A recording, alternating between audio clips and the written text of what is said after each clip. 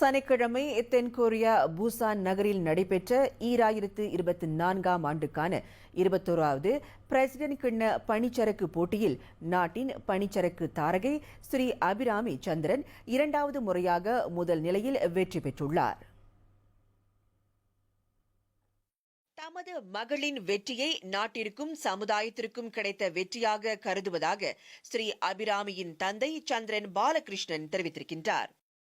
கடந்த ஆண்டு இதே அரங்கில் நடைபெற்ற ஓப்பன் பேசிக் நோவிஸ் பிரிவில் முதலாவதாக வந்தவர் இந்த ஆண்டு இன்டர்மீடியேட் நோவிஸ் பிரிவில் முதலாவதாக வந்து நம் நாட்டிற்கும் நமது சமுதாயத்திற்கும் பெருமை சேர்த்துள்ளார்.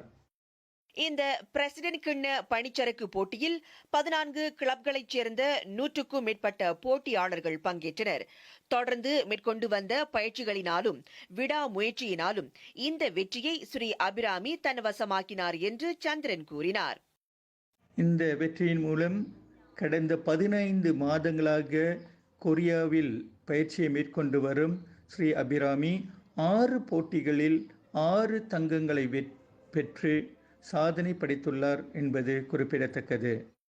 இதனிடையே ஹாங்காங், பிலிப்பைன்ஸ், எஸ்தோனியா, ஐக்கிய அரபு சிற்றரசு ஆகிய நாடுகளில் தொடர்ந்து நடைபெறவிருக்கும் போட்டிகளில் கலந்து கொள்வதற்கு ஸ்ரீ அபிராமி தென்கொரியா கிம்ஹேவில் த டீம் ஜுவல்ஸ் கழகத்தில் பயிற்சி பெற்று வருகின்றார்.